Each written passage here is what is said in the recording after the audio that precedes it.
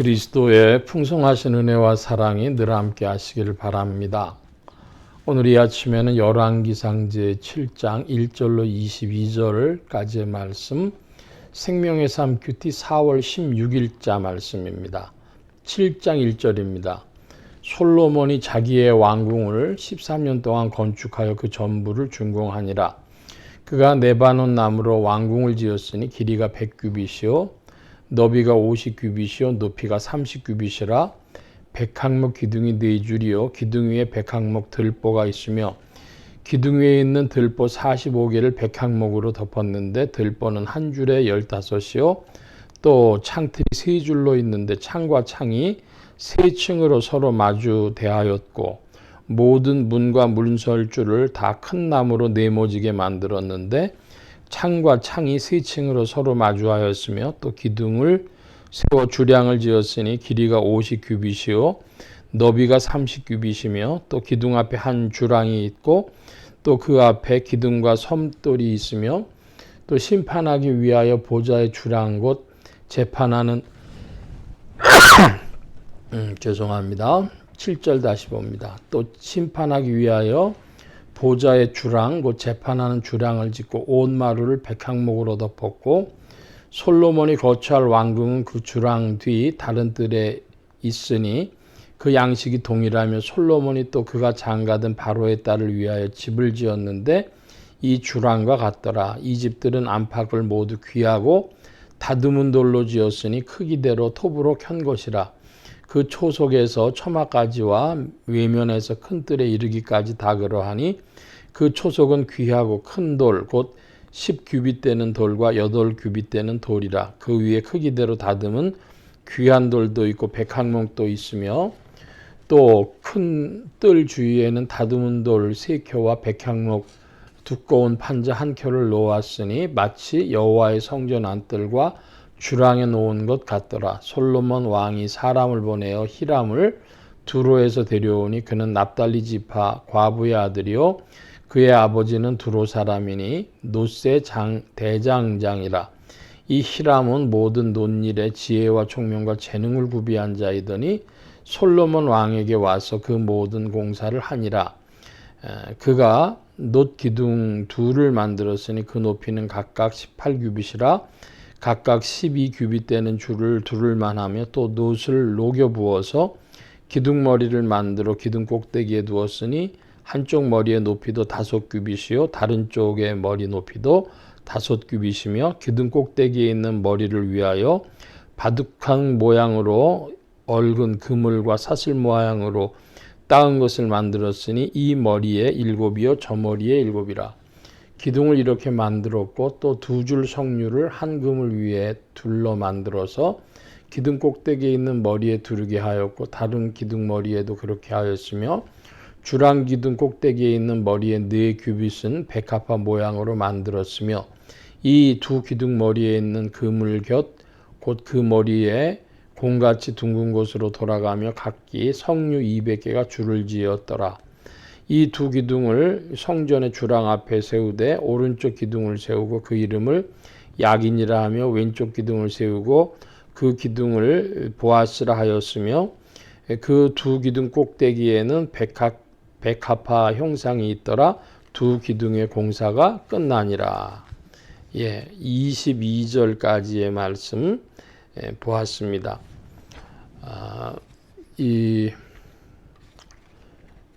열왕기상제 7장의 말씀은 그 솔로몬의 왕궁을 짓는 내용인데 제가 월요일 말씀에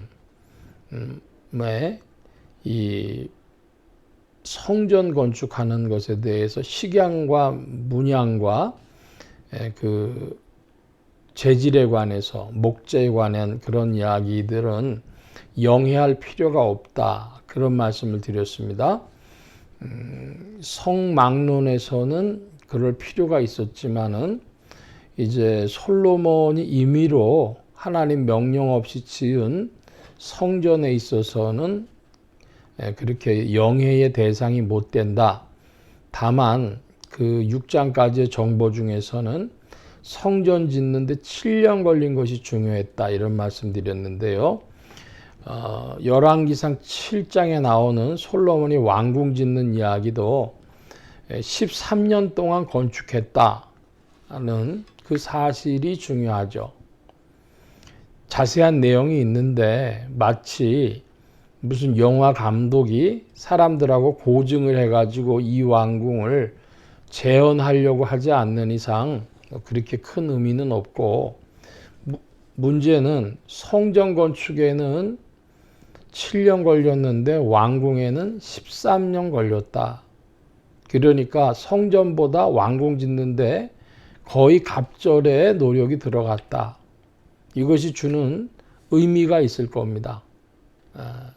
그래서 그것 한 가지가 중요하고, 그 다음에는 이제 이 솔로몬이 그 자기가 장가든 이집트의 왕비 그 바로의 딸을 위해서 지었다고 8절에 나오는 그 팩트가 또 의미를 가지고, 그러니까 솔로몬이 이스라엘 사람들은 애굽으로 다시 돌아가지 말라는 그 말씀이 중요한 것이 아니고, 왕비를 둘 때 바로의 딸로 자기 왕비를 삼고, 그리고 국력을 강화하기 위해서 애굽에서 말들을 내오고 뭐 등등 하죠.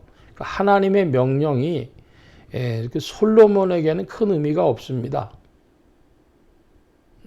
그렇게 해서 솔로몬이 동맹 정책을 통해 가지고 그 주변과의 평화를 만들려고 했기 때문에 다른 여러 왕비를 또 두게 되죠. 그것도 신명기 16, 17장의 말씀처럼 하나님의 뜻과 배치되는 겁니다. 그래서 그런 큰 틀로 이야기를 할 수 있고, 또 특별히 21절 보면 야긴과 보아스라고 나와요. 근데 야긴과 보아스는 이 왕궁 이야기를 하다가 이제 이 성전에 세웠다는 성전 이야기로 다시 돌아갑니다. 그런데 야긴과 보아스가 의미 있느냐를 재차 물어야 됩니다.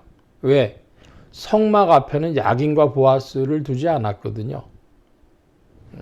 그러니까 우리가 중요한 정보를 관심한다면 이 오늘 열왕기상 7장에서는 첫째로 왕궁을 짓는데 솔로몬이 성전보다 2배의 노력을 들여서 왕궁을 지었다. 성전보다 솔로몬에게 왕궁이 더 중요했다. 두 번째, 바로의 딸로 솔로몬이 자기의 왕비를 삼았다. 이것은 하나님의 명령에 부합하지 않는다. 이것이 중요한 정보가 되겠습니다. 그래서 오늘 7장의 22절까지의 말씀 보았는데, 제가 1980년대, 90년대를 기억한다면 교회에서 부흥회를 많이 했는데요. 그 부흥회에 오는 강사들마다 뭐라고 이야기를 했냐 그러면, 야긴과 보아스처럼 교회에 장로님들이 충성하시오, 뭐 그런 이야기 많이 했어요. 그래서 우리가 성경을 어디에 초점 맞추고 보느냐, 그거 중요합니다.